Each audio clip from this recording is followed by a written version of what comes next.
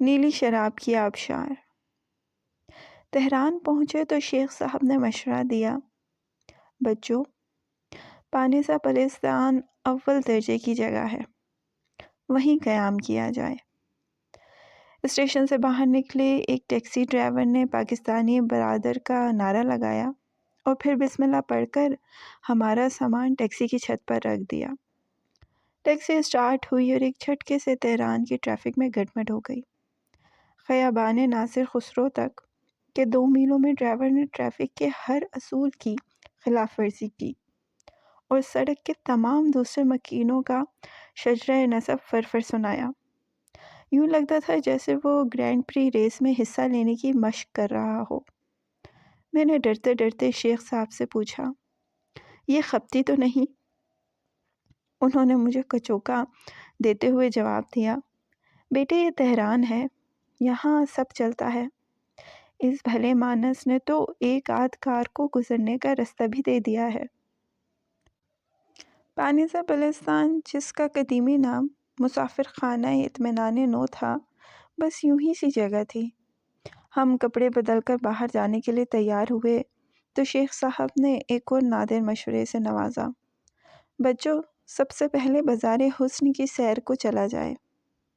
ہمارے گستاخانہ انکار پر بے حد مایوس ہوئے اور سر ہلا کر فرمایا، کسی شہر کی خوبصورتی کا پیمانہ وہاں کا بازار حسن ہوتا ہے، اور یہ تاریخی عمارتیں اور عجائب گھر وغیرہ دیکھنا تو محض وقت کا ضیاع ہے۔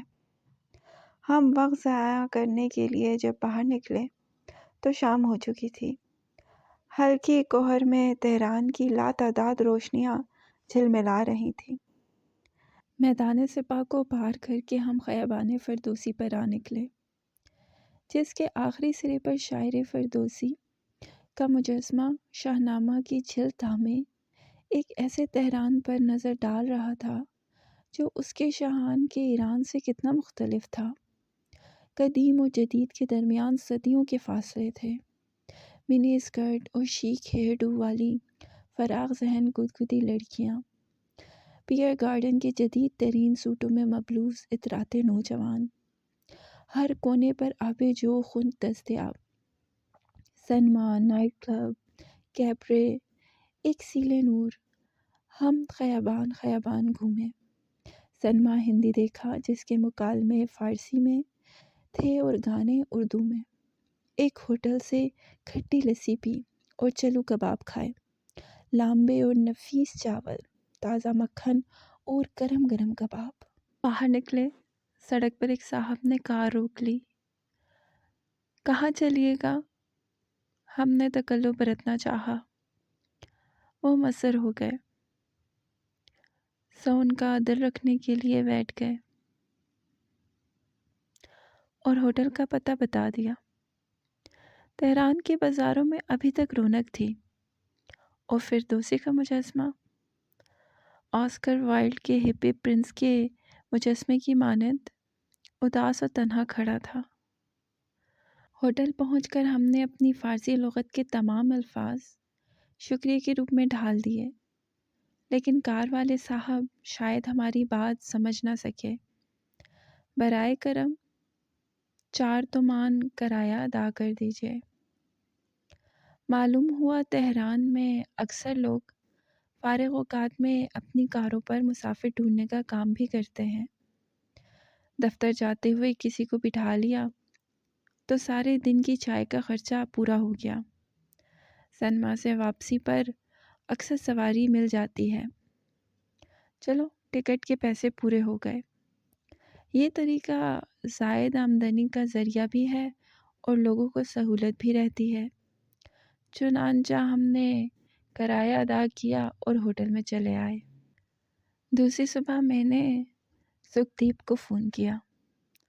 وہ فوراً اپنی اسپورٹس کار میں میرے ہوٹل پہنچ گیا اور نہایت تپاک سے ملا۔ ولایت میں سکھدیپ اور میں ایک ہی کالج میں زیر تعلیم تھے۔ دراز قد، ہنسمکھ اور مخلص ہونے کے علاوہ اس میں سکھوں کی تمام خصوصیات کوٹ کوٹ کر بھری تھیں۔ سکھدیپ کے والد مہاراجہ پٹیالہ کے خاندان سے تعلق رکھتے تھے اور عرصہ دراز سے ایران میں کاروبار کے سلسلے میں سکونت پذیر تھے۔ ولایت سے واپسی ہوئی تو وہ ہمیشہ عید اور نوروز کی مبارکباد کا کارڈ بھیجتا۔ یار بڑی سرپرائز دی ہے تم نے، مجھے اطلاع تو کر دیتے، اس نے اپنی گھنی داڑھی میں انگلیوں سے کنگھی کرتے ہوئے کہا۔ آخر مسلح ہو پیارے سردار جی، ان انجانی ملاقاتوں کا کچھ اور ہی مزہ ہے۔ اچھا چھوڑو ان باتوں کو، میں تمہیں آج تہران کی سیر کراؤں گا، بولو کیا دیکھو گے؟ گلستان پیلس میں تخت طاؤس کے بارے میں کیا رائے ہے؟ تخت طاؤس ہمارا تھا، غیر کے قبضے میں اپنی چیزیں دیکھ کر مجھے خوشی نہیں ہوتی، میں نے جواب دیا۔ اچھا پھر بیٹھو کار میں، اور پھر واہے گرو جو کرے سو کرے۔ سکھدیپ نے کار سٹارٹ کی اور میدان سپا سے نکال کر شاہ رضا کی طرف موڑ دی۔ موسم بے حد خوشگوار تھا اور آسمان ایک ایرانی شاعر کے الفاظ میں نیلی شراب کی آبشار۔ تھوڑی دیر میں ہم زرین تہران سے نکل کر شمران کی طرف جا رہے تھے۔ تہران کا یہ حصہ کوہ دماوند کے پہلو میں واقع ہے اور باقی شہر سے 2000 فٹ بلند ہے۔ سخت گرمیوں میں جب خیابان فردوسی تپنے لگتا ہے تو شمران میں بہار کا موسم ہوتا ہے۔ پر رونق بازار اور بلند عمارتیں پیچھے رہ گئیں تو فضا میں موٹروں کے ہارن اور شہری ہنگاموں کے شور و غل کے بجائے سڑک کے پہلو میں گنگناتی ندی کا شور، انگنت پرندوں کی چہچہاہٹ اور پہاڑی چشموں کی نظر رل ابھرنے لگی۔ خون کی بتدریج بڑھ رہی تھی۔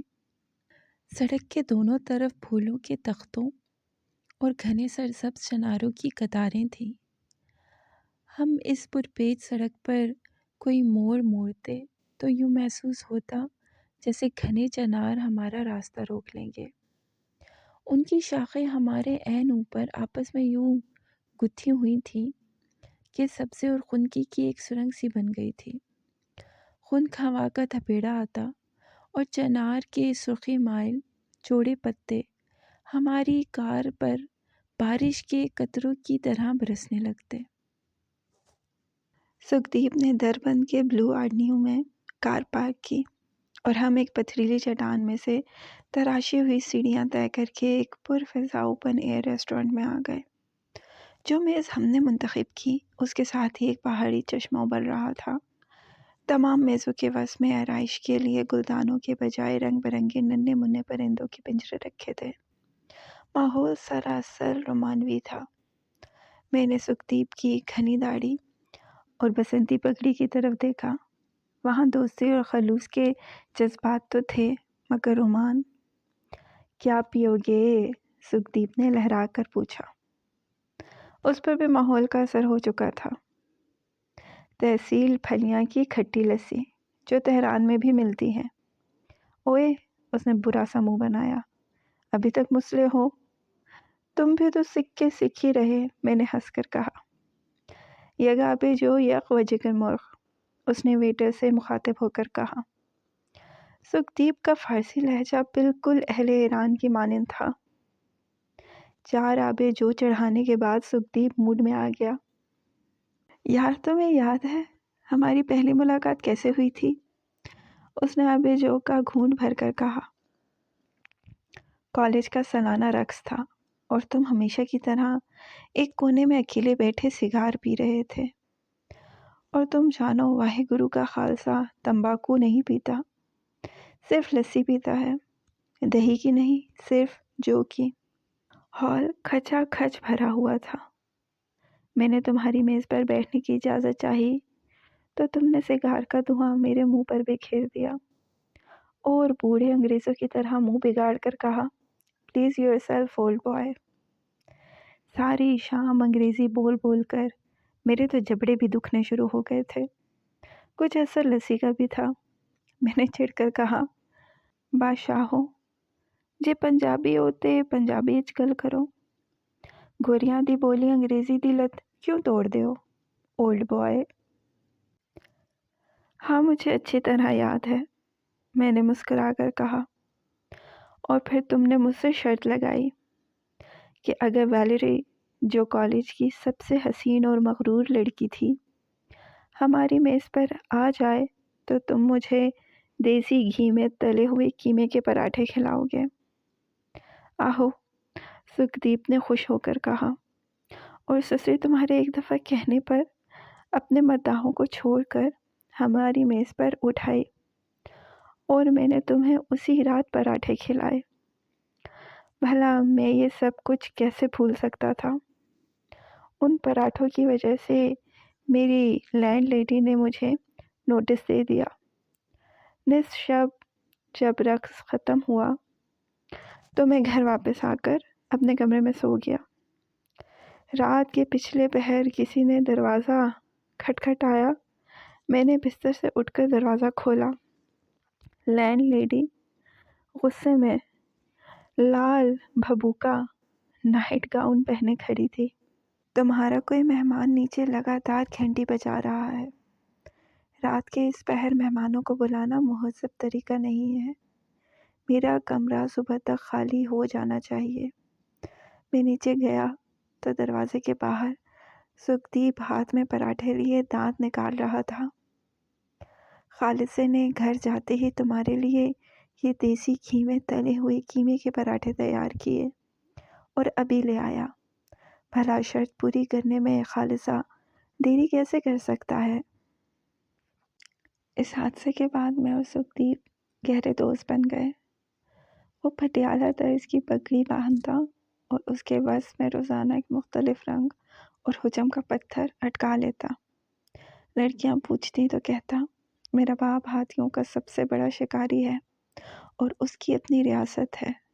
یہ ہیرے اس نے مجھے ولایت آتے وقت بطور جیب خرچ دیے تھے۔ چنانچہ وہ بے حد مروب ہوتی اور ان میں سے ایک آدھ رات کے کھانے کی دعوت قبول کر لیتی۔ میں نے پوچھا تو کہنے لگا، یار پیٹی کوٹ لین کے ایک کباڑیے سے 12 شرلنگ میں خریدے تھے۔ عام رنگین شیشے ہیں، ذرا یہ میں خوش ہو جاتی ہیں۔ اور آج برسوں بعد اچانک میل ہو گیا تھا۔ لنڈن کا بے پرواہ مسٹر سنگھ اب تہران کا ایک بہت بڑا سوداگر تھا اور بیوی بچوں سمیت شہر کے نواح میں ایک خوش نما بنگلے میں رہتا تھا۔ اس کی بے ساختہ دوستی اور خلوص ابھی تک جوں کا توں تھا۔ ہمارے سامنے پرانے آتش فشاں کوہ دمامند کی چھوٹی سی برف پگھل کر شمران کی ندیوں اور چشموں کو سیراب کر رہی تھی۔ تم تو جانتے ہو کہ ایک مقامی حقائق کے مطابق کوہ دمامند کی برف پوش چوٹی پر سمرغ کا بسیرا ہے، جس کی ایک آنکھ ہمیشہ ماضی پر اور دوسری مستقبل پر رہتی ہے۔ میں نے پوچھا، تہران میں ماضی اور مستقبل دونوں فضول چیزیں ہیں؟ سکھدیپ نے آپے جو کا جھاگ منہ سے پوچھتے ہوئے جواب دیا، یہاں صرف حال کی حکمرانی ہے۔ ماضی کی تلاش میں پرسیپلس جاؤ، جسے سکندر کی رقاصہ تائیس نے ایرانیوں سے ایتھنز کی آتش زدگی کا انتقام لینے کے لیے جلا دیا تھا، یا پھر اصفہان، جسے نصف جہان کہتے ہیں۔ یار یہ کیا بور باتیں کر رہے ہو؟ سرمرغ کو چھوڑو اور جگرے مرغ کی طرف دھیان دو۔